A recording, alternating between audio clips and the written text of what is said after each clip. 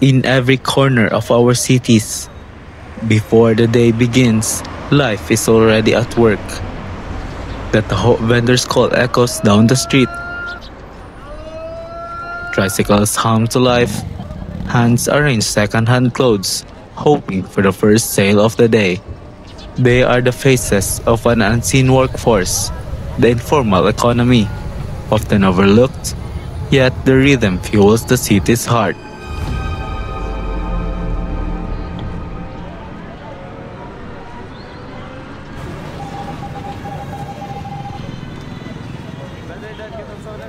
In the Philippines, nearly half of our labor force, over 20 million people, work without formal contracts or benefits. They are not listed in company directories or protected by job security, but they are the backbone of our everyday life. They sell, they drive, they serve, turning effort into survival.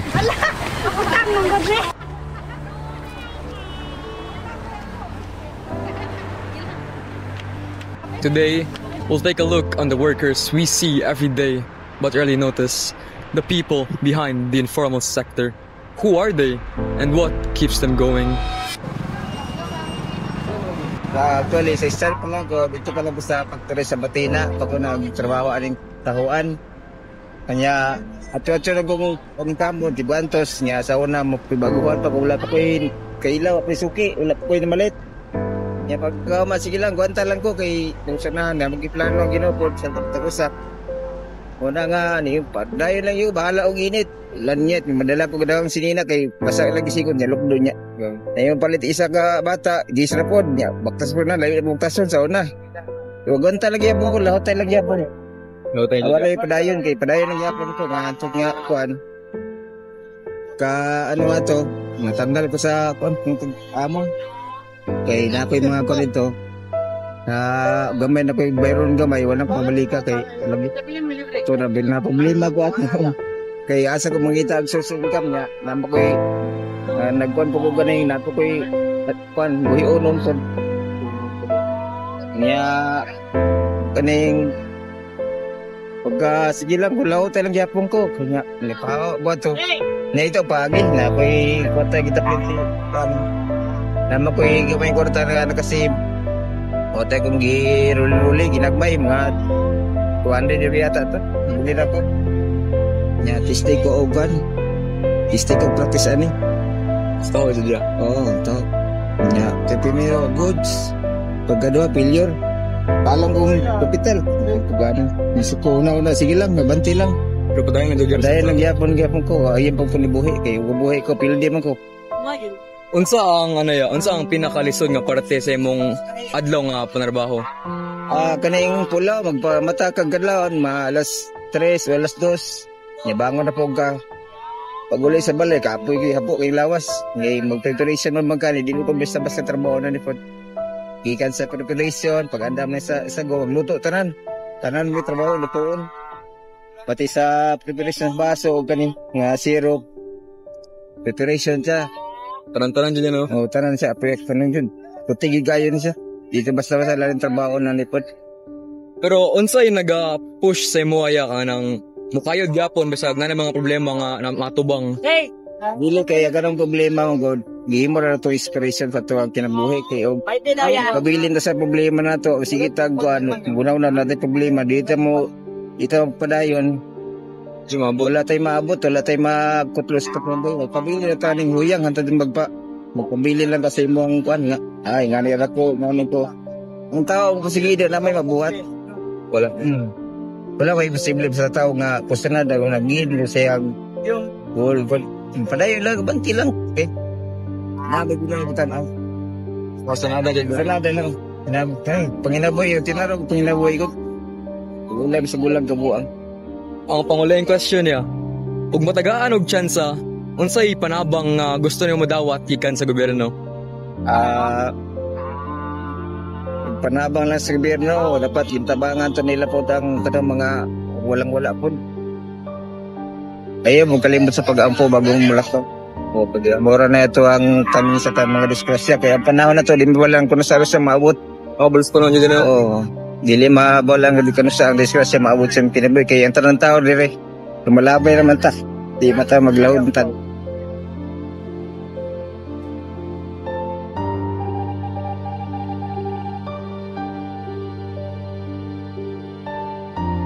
Pagsulod na ko na nagkuha sa ko bali gitawag kog ungtol gani bali pa gitising akong trabaho makaya ba or dili ngono bali pabalik-balik na pag duty yan.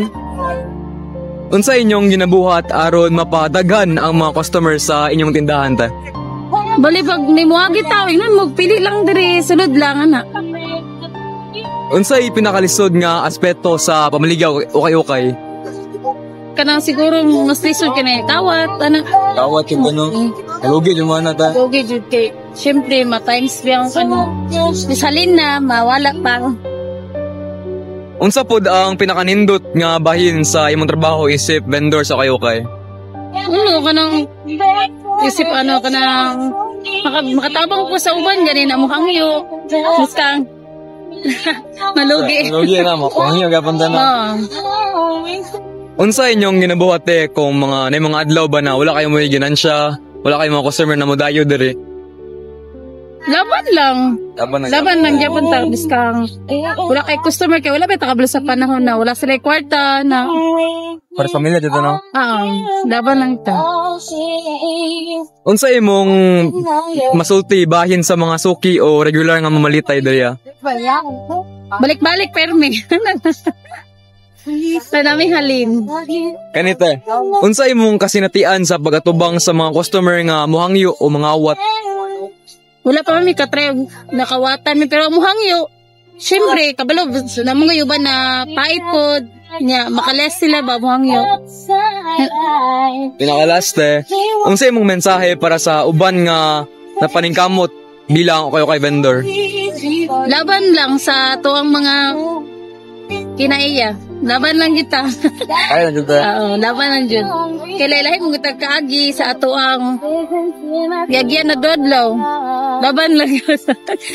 Para sa ato mga anak. Ano?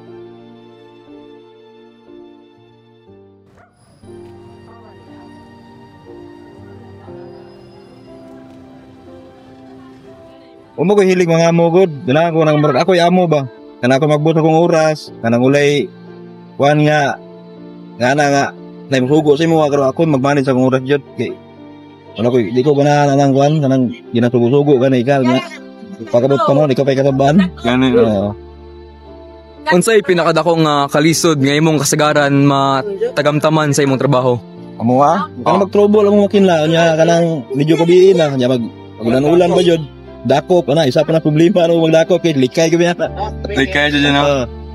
Wag na isa kana lang Unsa pod ang pinakanindot nga bahin sa imong trabaho isip bilang driver? Mo Kanang magkuan, magkusog ang biyahe, nya siyempre extra income ko na muna. Nya pareha nang mga okasyon, pista, nga makipakyaw, manay kalipay na mo nya. Kanang gwapo ito yung panglawas kanang way kondisyon permi ba. Laman. Pila ka oras kadagasan mo trabaho sa isa ka adlaw? Oras parang pagikan ko mga alas 5 or alas 6 sa buntag. Uli ko ana ang alas 9 kung nai sundo abtag yung alas 12 alas 11 ana sa gabi kaya mga 10 hours siguro sobra. Yun sa nimo pag atubang ang kakapoy o kainit sa adlaw-adlaw na pagbiyahe nimo ya? Ano lang pag daadre pag nai oras nga medyo dukaon ka relax tulog nya kaon juga nya murag di makabati og kapoy kay nama kay pamilya gipakaon mga anak nimo suporta sa pag-eskwela ngala na gon para sa pamilya jud. Para matagan kuno sila og kuan ba bisang di lang kayo kompleto basta matagan lang gyud sila og kuan sila mga panginahanglanon ngana lang. Pinakalasya, unsa imong mensahe para sa mga tricycle driver pa na kagaya nimo? Mga driver makikpatas lang gyud ta dili ta ingon nga lang ngarang mangorta ta gyud ta nga ingon nga kay ang kuan man gud sa mua pananaw sa mga tawo abi kay driver mi mangortahay mi ba mangorta mi pero naman sa legal nga pamagi dili ingon nga mo presyo lubo mi ingon nga dagko mi pangayo dili mali na pangyo pagani mi pamasahe gani nana kay pari sa banda tao nga pangyo mo kita kuan Patanungan na presyo yan kung nay mangyo na to og matagan kag sobra og hatag sobra lawaton pasalamat ta. Unara na mong kwan.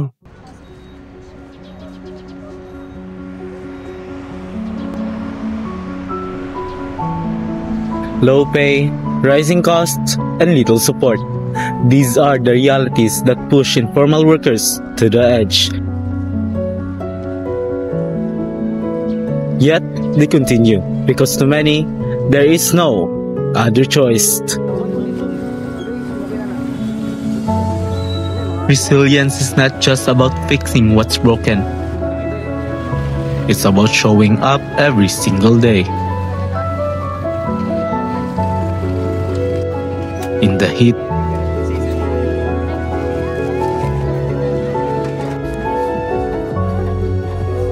in slow days with few customers, they continue.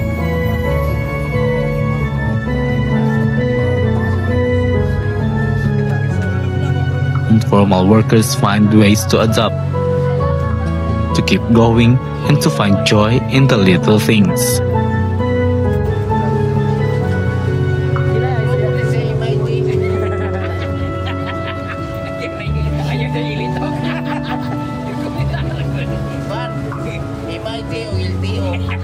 What I have noticed is how much strength there is in these small routines. Even without much, they find reasons to smile, to keep moving.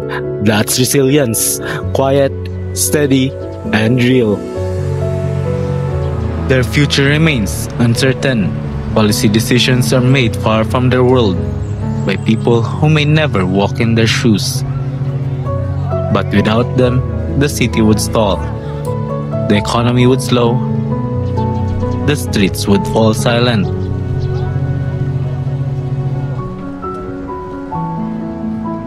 Kung wapo buhaton sa gobyerno, tagaan mo na sila kung sa'yo ginatawag na ito kayuda o ka bababa ang mga presyo kaya nanindam na sila. Kaya dako man silang matabang po sa tuwa kaya ang kada pamalit nila ang ilang ibaligya, ang taxes na nga, padung man sa gobyerno. Padung po na sa tuwa ang mga empleyado sa gobyerno, maumpo na ilang ginakuha nung kaning sige tinatawag na to anak. Ang taxes padung sa gobyerno dapat ibalik po na sa katauhan. Moro ginaya ko ang opinion anak.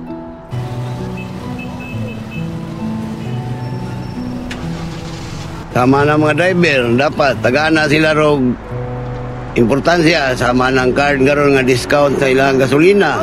Kay dako man na sila matabang po sa mga tao kay di man makaabot ang tao silang padulngan kung wala na mga driver o ganang mga uban pa diyang mga naninda o sa mga nanginabuhi o maligag isda, di man tayo mabuhi po dog o ako tayo mapalit, no? Dapat tagaangin na sila po dog prioridad sa panggobyerno sa unsa man klaseng pamagi nga ayuda nga matawag na itong hinabang.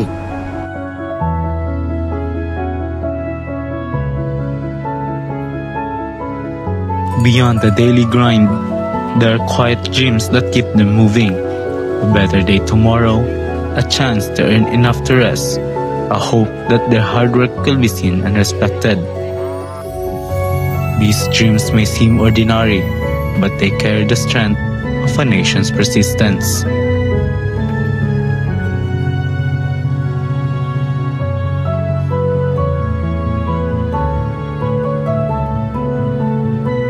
Each day ends with the same way it begins, with movement, with hope. For many of these informal sectors, rest is brief, but faith never ends.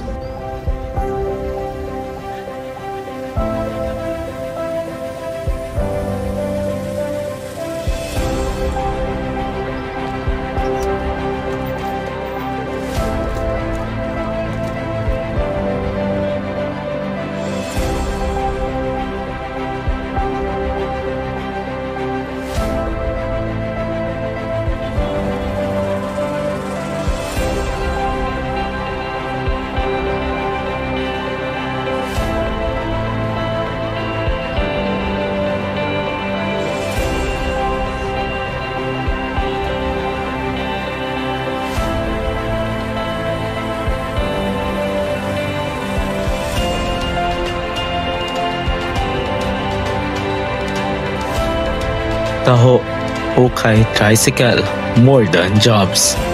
These are stories of endurance and hope. Their work shapes the rhythm of our streets and defines the unseen labor that keeps our cities alive. To recognize them is to honor the everyday courage that builds our nation. One ride, one sail, one morning call at a time.